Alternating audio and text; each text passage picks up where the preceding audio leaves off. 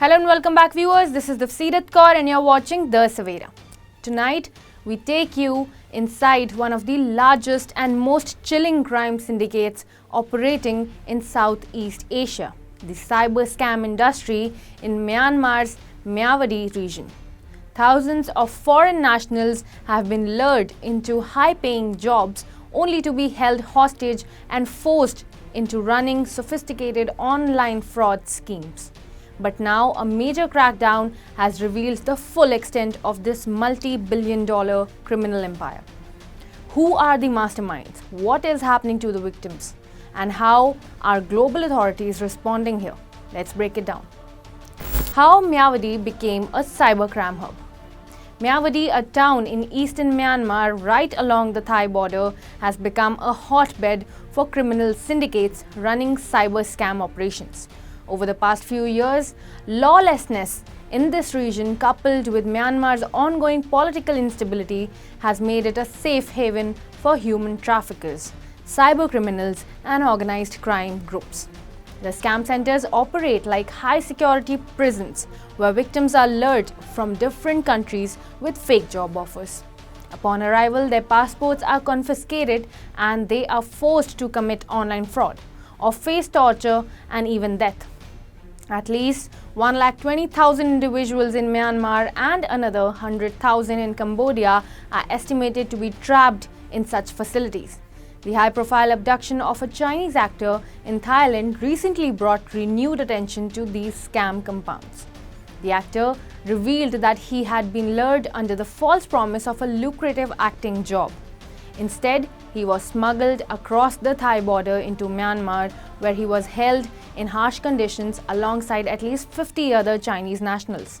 His case has sparked global efforts to dismantle these scam operations. Who are these people? Now, after a major crackdown, we know the horrifying scale of the human trafficking scheme. In Myawaddy alone, authorities have detained over 7,000 foreign nationals who were trapped in these scam operations. The list of nationalities includes China, Vietnam, India, Ethiopia, Indonesia, Philippines, Malaysia, Pakistan, Kenya, Nepal, South Africa, Uganda, Nigeria, Bangladesh, Cameroon, Ghana, Rwanda, Namibia, Tunisia, Romania, and several others. These victims were trapped in scam compounds run by transnational crime syndicates, often under the protection of armed groups like the Karen National Army and the Democratic Karen Buddhist Army. How these scam centers operate. So what exactly do these scam centers do? Investigators have found that these operations run various online fraud schemes, including romance scams, using fake identities to trick victims into transferring money. Second comes investment and crypto scams involving fraudulent investment schemes that steal savings. And lastly, impersonation fraud, where scammers posed as government officials or bank employees to extract money.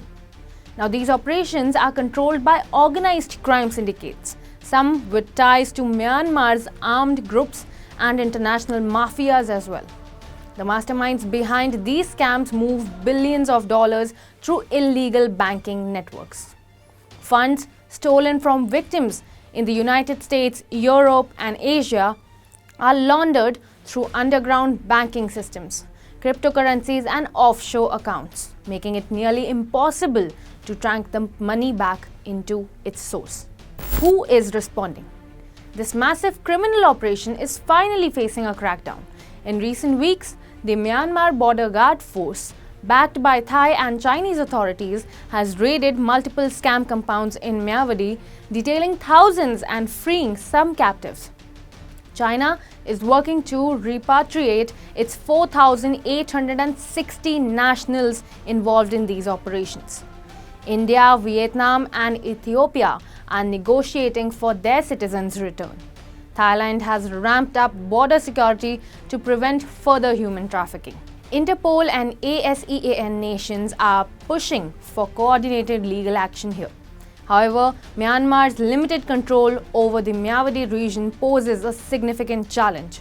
The area is under opposition rebel control, making government intervention difficult. The Myanmar government has only facilitated immigration and exit procedures after victims reached local police stations.